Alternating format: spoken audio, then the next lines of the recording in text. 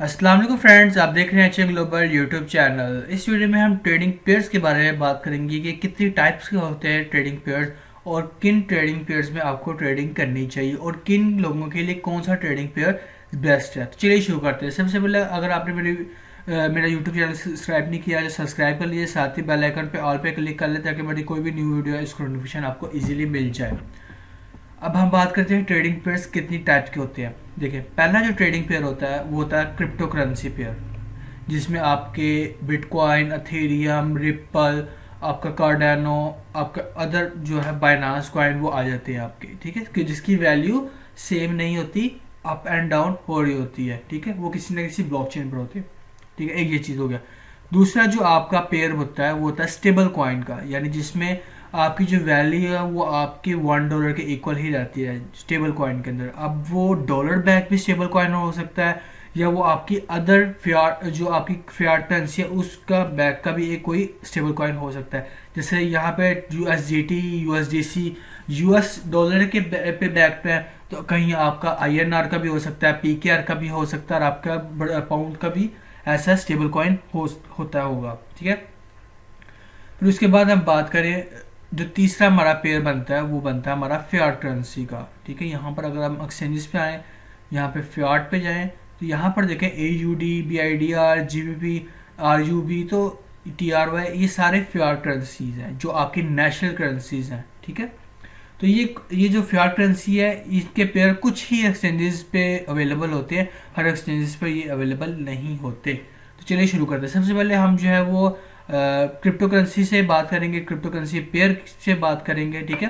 3 pairs हैं, मैंने आपको बता दिया। अब के कौन सा किसके लिए बेस्ट है वो आपको इसी वीडियो में पता चल जाएगा साथ साथ ही। देखिए, सबसे पहले बिटकॉइन आया, जैसे आपको पता crypto currency first crypto currency, तो ट्रेडिंग उसके बाद जब दूसरे कॉइन्स आए बिटकॉइन को देखकर, न्यू न्यू कॉइन्स आए, तो जो हमारा ट्रेडिंग पेयर पहले बना था वो था बिटकॉइन का, यानी BTC।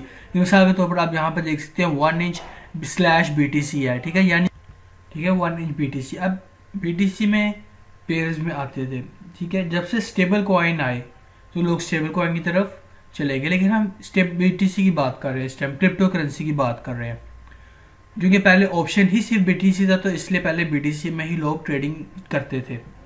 अब BTC में क्या है कि अब के दौर में हम हालिया बात कर रहे हैं, ठीक है, हम पहले के दौर की बात नहीं कर रहे। अब BTC में कौन ट्रेडिंग करता है? BTC में या अल्ट कॉइन में, एथेरियम में या अदर क्रिप्टो करेंसी में के पेयर्स में वो ट्रेडिंग करते हैं जिन्होंने वो कॉइन लॉन्ग टर्म के लिए अपना कंसीडर किया होता है।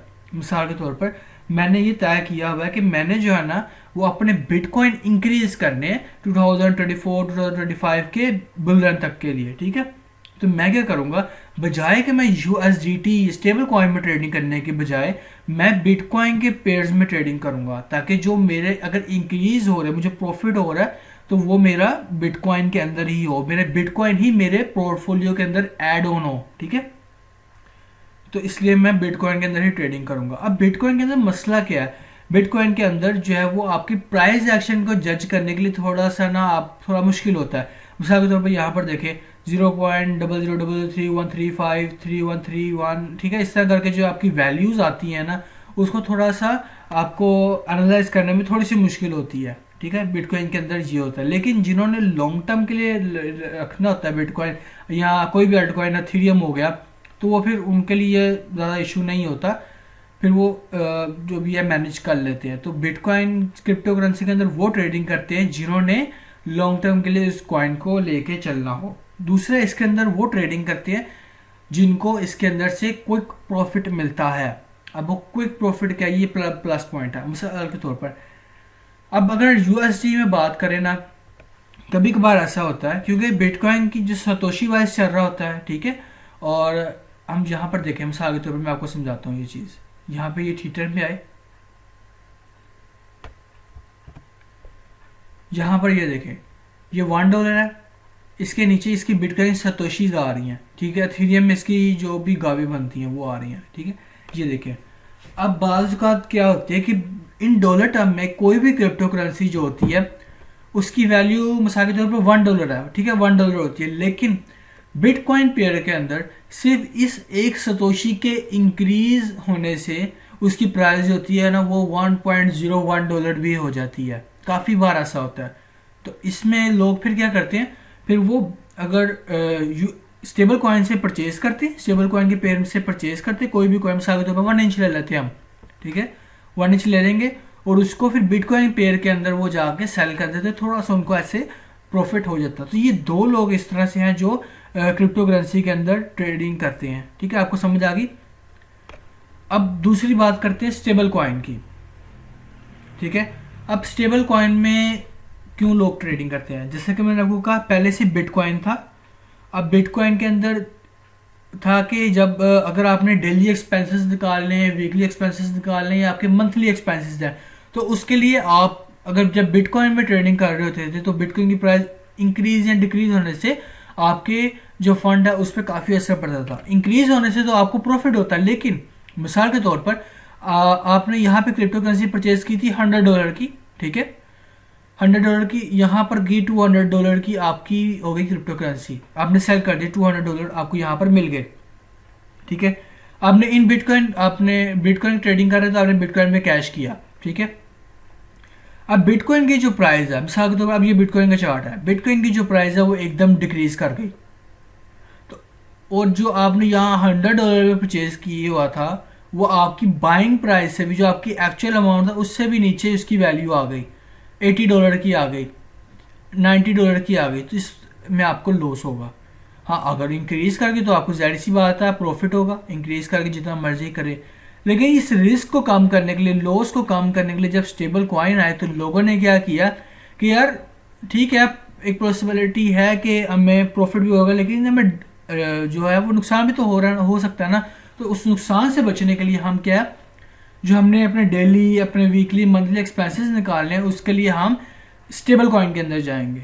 ठीक है, तो फिर वो स्टेबल कॉइन जो $1 जिसकी वैल्यू हमेशा $1 रहेगी, वो फिर आपके स्टेबल कॉइन के अंदर आके वो ट्रेडिंग करना स्टार्ट हो गए। ठीक है, वंस ये देखिए, अब मिसाल के तौर पर यहाँ पर हम आते हैं स्टेबल कॉइन के अंदर, तो हमें जो एक वैल्यू है वो अज्यूम करना, जो प्राइस एक्शन है उसको एनालाइज करना हमारे लिए आसान रहता है कि यार मैंने $0.5 का परचेज किया था, यार वो मैंने $0.1 का कॉइन परचेज किया था, तो वो एक इजी रहता है बजाय कि बिटकॉइन सतोशी में, क्योंकि डॉलर के हिसाब से बिटकॉइन सतोशी भी अप एंड डाउन हो रही होती हैं। तो ये चीज़ आपको समझ। तो अपने फंड के अंदर, अपने पोर्टफोलियो के अंदर स्टेबिलिटी लाने के लिए लोग USD में ट्रेडिंग करते हैं। और दूसरा ये कि लोगों को पता है, जैसे मिसाल के तौर पर यहाँ से एक मार्केट जो है वो क्रैश कर रही है, सब इंडिकेट मिल रहा है हमें कैंडलस्टिक पैटर्न से और भी हमें इंडिकेटर से। तो लोग अगर बिटकॉइन या अदर क्रिप्टो करेंसी में होंगे तो उनकी जो वैल्यू होगी वो तो डिक्रीज कर दी होगी, लेकिन वो जब इस चीज़ को देखकर इस यहाँ से साफ पता चल रहा है कि मार्केट क्रैश करने लगी है, तो वो स्टेबल कॉइन के अंदर आ जाएंगे, जिससे क्या होगी, अगर उनके पास $100 है तो वो $100 ही रहेंगे। कॉइन की प्राइस भी चेक $100 से $80 आ जाए, $90 आ जाए, तो वो अगर जब वो स्टेबल कॉइन से दोबारा परचेज करेंगे, वो साल्ट करेंगे, तो उनकी क्वांटिटी इंक्रीज होगी क्या कहते हैं क्रिप्टो करेंसी की। तो इसलिए लोग स्टेबल कॉइन के अंदर आते हैं। तो आपको ये स्टेबल कॉइन का भी आपको पता चल गया। ठीक है, पता चल गया कि अभी अगर मार्केट डंप कर रही है तो वो अपने फंड जो है वो स्टेबल कॉइन में ले आएंगे। जब कल को मार्केट और ज़्यादा डंप करेगी, उनको पता होगा कि अब यहाँ से इन्हीं किसी पॉइंट से मार्केट वापस अब जा सकती है, तो वो री एंट्री ले लेंगे किसी भी कॉइन के अंदर। ठीक है, अब हम तीसरी बात करें अपनी फियाट करेंसी की। हम यहाँ पे फियाट पे आते हैं। ठीक है, हम कोई भी फियाट करेंसी सेलेक्ट कर लेते हैं। यहाँ पर जैसे हम करते हैं GBP, ठीक है, इसको सेलेक्ट कर। इससे बात करने से पहले मैं आपको बताता चलूँ कि मेरा ट्विटर हैंडल है HMGlobal11। ठीक है, इस पर मैंने एक ट्वीट की थी कल, इसे आगडार को जो है वो टैग कर ये आप यहाँ पर देख सकते हैं कि मैंने उनसे रिक्वेस्ट की थी कि आप पाकिस्तान में भी जो है वो क्रिप्टो करेंसी को रेगुलेट करने के लिए वर्क करें। ठीक है, तो आप इसको भी जाकर लाइक, रीट्वीट और साकडार MISAK-50 इसको टैग करके आप जो है वो इनका वेरीफाइड अकाउंट है, इनको टैग करके आप कह सकते हैं कि आप जो है वो क्रिप्टो की तरफ पाकिस्तान को लेकर जाएं। ठीक है, अब यहाँ पर फियाट करेंसी आ गई, यानी जो आपकी नेशनल करेंसी है। अब इसमें क्या है मैं आपको बताता हूँ। सबसे ज़्यादा जो वॉल्यूम होता है वो आपको पता है स्टेबल कॉइन में होता है, फिर उसके बाद जो होता है वो क्रिप्टो करेंसी के अंदर होता है। ठीक है, क्रिप्टो करेंसी पेयर के अंदर होता है। फिर उसके बाद जो आपका तीसरे नंबर पे जो वॉल्यूम होता है वो होता है फियाट करेंसी। और फियाट करेंसी में ज़्यादा वॉल्यूम नहीं होता, और ये भी पेयर जो है वो कोई कोई एक्सचेंजेस ही सिर्फ लोगों के साथ, अपने यूज़र के साथ जो है वो इंट्रोड्यूस करवाती हैं। ये चीज़ आपने याद रखना है। फियाट करेंसी के अंदर ट्रेडिंग वॉल्यूम बहुत कम होता है एज अगर आप करेंगे तो स्टेबल कॉइन और क्रिप्टो करेंसी पेयर में से कंपेयर करें तो। अब इस स्टेबल फियाट करेंसी में क्या होता है, अब कुछ लोग होते हैं कि यार मैंने जो होता है ना एट द एंड, एक उनकी सोच होती है कि एट द एंड मैंने तो अपना कैश आउट करना है ना, जैसे पीकेआर में कैश आउट करना है, पाउंड में कैश आउट करना है, या आईएनआर में मैंने कैश आउट करना है। अगर मैं क्रिप्टो करेंसी में ट्रेडिंग कर रहा हूँ तो क्रिप्टो करेंसी से भी मैंने जो अपने कॉइन है वो सेल कर P2P में सेल करके फियाट करेंसी में आना है। अगर मैं स्टेबल कॉइन में ट्रेडिंग कर रहा हूँ तो स्टेबल कॉइन को भी मैंने सेल कर एट द एंड मैंने फियाट करेंसी में ही आना है, बैंक अकाउंट में मैंने कैश आउट लेना। तो फिर वो क्या करते हैं कि वो सिर्फ अपनी फियाट करेंसी के अंदर ही जो है वो ट्रेडिंग करते हैं। ठीक है, कोई हर्ज नहीं, आप भी कर सकते हैं, लेकिन मैं आपको बताया कि वॉल्यूम बहुत कम होता है और कुछ ही एक्सचेंजेस में ये सर्विस अवेलेबल होती है। तो आप फियाट करेंसी भी आप कंसीडर कर सकते हैं। ठीक है, तो ये थी वीडियो। होप कि आपको पता चल गया होगा कि अगर आपने, अब इसमें आपको दोबारा से पता चलूँ, हाईलाइट देता चलूँ कि जिन्होंने अपनी क्रिप्टो करेंसी इंक्रीज करनी होती है, बिटकॉइन या इथेरियम या अदर अल्ट कॉइन, तो फिर वो अल्ट कॉइन या क्रिप्टो करेंसी पेयर के अंदर ट्रेडिंग करते हैं, जैसे BTC पेयर के अंदर। अगर अपने डॉलर इंक्रीज करने हैं या अपनी डेली का या वीकली का या माहाना खर्च निकालना है, एक्सपेंसेस निकालने हैं, तो वो स्टेबल रखने के लिए वो स्टेबल कॉइन में जाते हैं। और तीसरा, जिन्होंने कैश आउट करना हो तो वो इनकी एक सोच होती है यार एट द एंड हमने फियाट करेंसी पे कैश आउट करना है, तो वो अपने फियाट करेंसी में ट्रेडिंग करते हैं।